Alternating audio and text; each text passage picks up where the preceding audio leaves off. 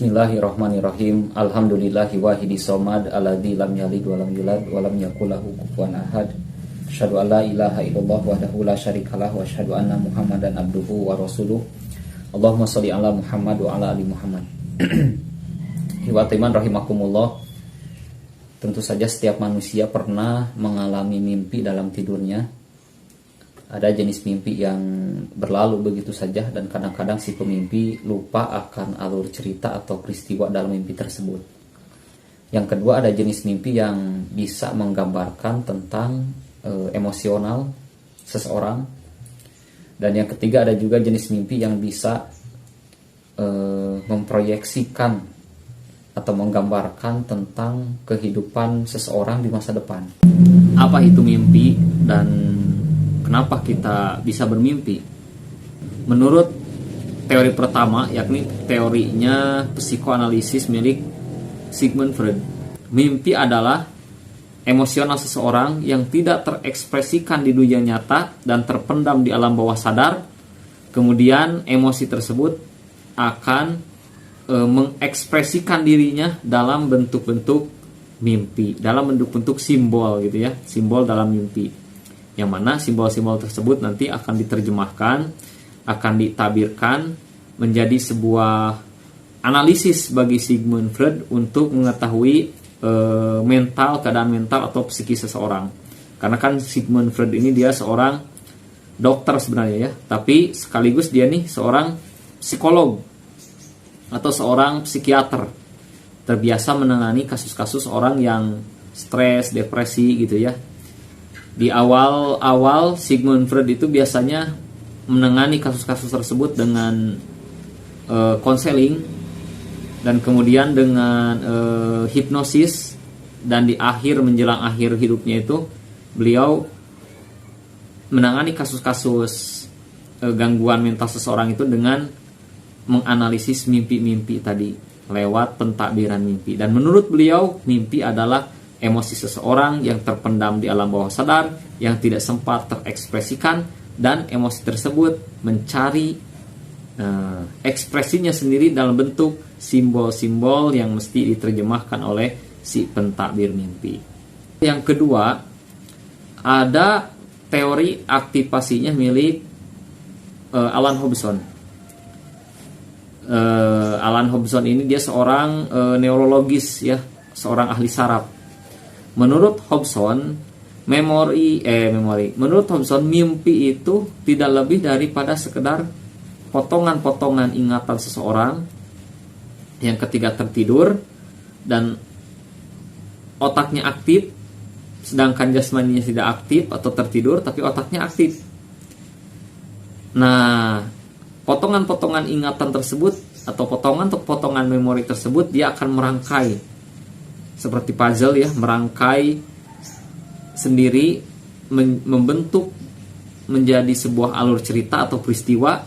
Dan kadang-kadang kan mimpi ini ada yang diingat, ada juga yang diingat tapi alur ceritanya aneh gitu kan, kadang-kadang mimpi itu.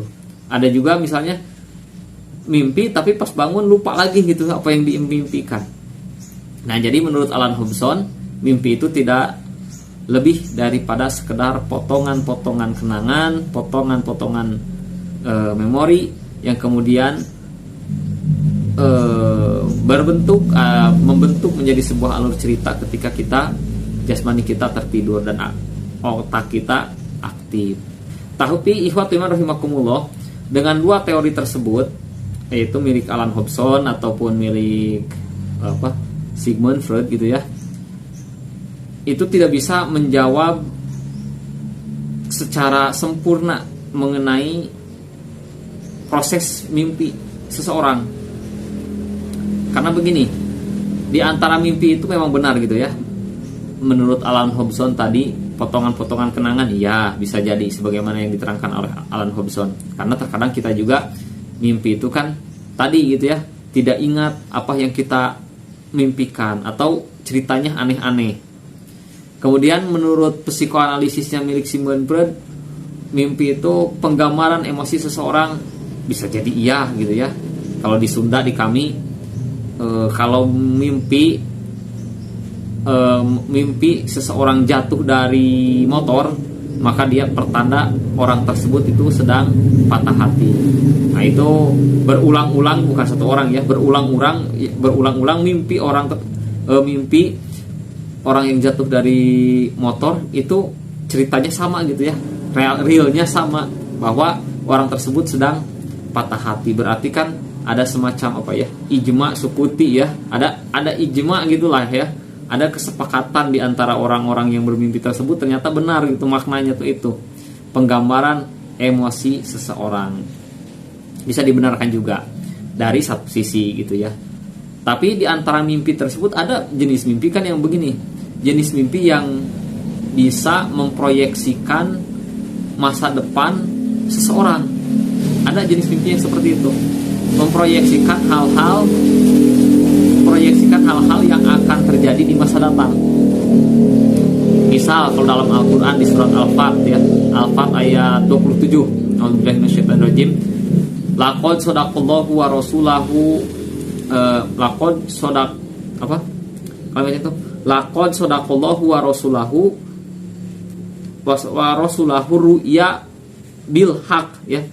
Surat Al-Fat ayat 27. Sungguh Allah telah membenarkan mimpi nabinya ketika masuk ke dalam ke Mekah, ketika masuk ke kota Mekah. Nabi bermimpi bahwa beliau ini masuk ke kota Mekah dan kemudian memang terjadi futuh Mekah. Atau beginilah di surat Yusuf misalnya, raja Mesir pada zaman itu dia memimpikan bahwa mimpinya itu ada 7 sapi yang gemuk-gemuk dimakan oleh 7 sapi yang kurus-kurus. Kemudian ditafsirkan oleh Nabi Yusuf akan ada 7 tahun masa yang subur, dan sudah 7 tahun masa yang subur tersebut ada 7 tahun berturut-turut ya masa paceklik, masa susah, masa gagal panen. Nah, itu kan diantara mimpi-mimpi yang memproyeksikan keadaan yang akan mendatang gitu. Dan saya pribadi juga pernah beberapa kali mengalami mimpi yang seperti itu. Mimpi misalnya biasanya bentuknya simbol-simbol ya, simbol-simbol, dan kemudian di kemudian hari terjadi kejadian ini, dan ternyata ini cocok dengan mimpi yang kita impikan gitu ya. Dan simbol-simbol tersebut biasanya kita tahu ketika hal itu sudah terjadi, ketika mimpinya itu sudah terjadi gitu. Ini maknanya ini maknanya ini. Nah, itu. Jadi tidak bisa menjawab fakta bahwasanya di antara mimpi itu ada yang bisa memproyeksikan masa depan, di antara dua teori ini ya. Nah, ikhwat iman rahimakumullah, teori yang ketiga saya bawakan ini dari teorinya Imam Ghazali dalam Ihya Ulumuddin. Saya bacakan dalam kitab Ihya Ulumuddin halaman 496 ya, juz keempat halaman 496. Tapi panjang paparannya, saya akan bacakan secara ringkas saja. Menurut Imam Ghazali, mimpi itu ya erat sekali kaitannya dengan hati seseorang. Di sini Imam Ghazali membawakan sebuah hadis riwayat Imam Muslim, muttafaq alaih ini sebenarnya, tapi tidak tahu lapannya apa lapan milik Bukhari atau Muslim. Kata Nabi, "A'ruya solihah juz'un min sitati arba'ina juz'an minan nubuwah." Mimpi yang benar itu adalah bagian dari 46 bagian dari 46 bagian dari nubuat, dari kenabian. Nah, jadi kata Nabi, mimpi yang benar itu bagian daripada nubuat sebenarnya. Bagian daripada sesuatu yang mirip wahyu, bukan wahyu ya, ilham, karena wahyu kepada Nabi. Palidalika la yusiku ila biruya irrojul rojulu solih ila biruya irrojulu solih asodik. Tidak dapat dipercaya, kata Imam Ghazali, kecuali mimpi itu dimimpikan oleh seorang laki-laki yang seseorang yang soleh, asodik, yang jujur, yang benar. Waman kasuro kadzabahu, barang siapa yang banyak dustanya, lam tasduk ru'yahu, maka mimpinya juga tidak bisa dibenarkan, mimpinya itu akan bohong juga. Waman kasuro pasaduhu, dan barang siapa yang banyak ruksaknya, adlama qalbuhu, maka akan gelap hatinya. Pakana mayarohu adgotu ahlamin, maka apa yang dilihat oleh orang yang mimpi tersebut hanyalah adgotu ahlamin, hanya igauan belaka, mimpi yang kacau balau gitu ya. Walidalika amara Rasulullah Shallallahu Alaihi Wasallam, oleh karena itu telah memerintahkan Rasulullah Shallallahu Alaihi Wasallam bitoharoti ingdanaum, berwudu dulu, bersuci dulu menjelang tidur ya. Liyanama tohiron, supaya dia bisa tidur dalam keadaan suci. Wahwa isyaratun ila toharoti batin, dan itu adalah isyarat akan sucinya batin. Bahwa aslu yang itu menjadi sebuah pokok suci batin itu ya. Wa toharatu dohir, sedangkan toharoh dohir berupa wudu sebelum tidur itu bimanzilati tatamah, hanya sebatas pelengkap atau penyempurna. Jadi kata Imam Ghazali, yang terpenting hati bersih, hati suci. Maka apa yang dia mimpikan itu akan sebagaimana hadis tadi, kalau seseorang mimpi hatinya suci atau bersih. Adapun berwudu itu hanya sebatas pelengkap. Jadi yang paling penting itu, kalaupun misalnya kita wudu tapi hati kita kotor, banyak penyakit hati, maka mimpinya itu pasti akan dihinggapi berbagai macam setan gitu ya, yang membawakan mimpi-mimpi yang buruk. Ikhwatu iman rahimakumullah, karena dalam sudut pandang atau dalam pandangan Imam Ghazali, hati itu adalah baitun, dia itu adalah rumah ya. Rumah itu bisa manzilatul malaikah, bisa menjadi tempat singgahnya para malaikat, atau bisa juga jadi tempat singgahnya setan-setan. Kalau seseorang banyak dihinggapi, kalau seseorang baitnya, hatinya suci, bersih, maka dia akan sering disinggahi oleh malaikat dan akan membawa seseorang kepada mimpi yang baik-baik. Tadi ya aru'ya solihah sebagaimana dalam hadis Nabi. Adapun sebaliknya, batin seseorang yang kotor, penuh dengan penyakit-penyakit hati, maka akan hinggap di situ berbagai atau banyak setan, dan setan-setan inilah yang membawa mimpi-mimpi yang buruk, mimpi-mimpi yang tidak baik. Wa mahma sofal batin, ketika suci batin seseorang, in kasafa fi hadqil qalbi, akan terbuka, akan tersingkap dalam biji mata hatinya, masayakunu fil mustaqbal, apa-apa yang terjadi di masa depan, kama in kasafa dukhulil Makkah, sebagaimana tersingkapnya masuk ke Mekah ya, li Rasulillah, kepada Rasulullah sallallahu alaihi wasallam, pinaum, dalam tidur, hatta nazala qaulu ta'ala, sehingga Allah Subhanahu wa taala menurunkan ayat laqad sadaqallahu wa rasulahu ru'ya bil haq, di surat Al-Fat ayat 27 gitu ya. Jadi menurut Imam Ghazali, mimpi itu dipengaruhi oleh hati seseorang.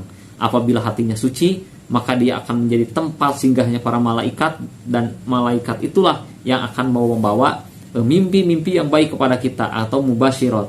Kalau hati kita kotor, maka yang masuk adalah sebaliknya, setan-setan. Ikhwatu iman rahimakumullah, kalau menurut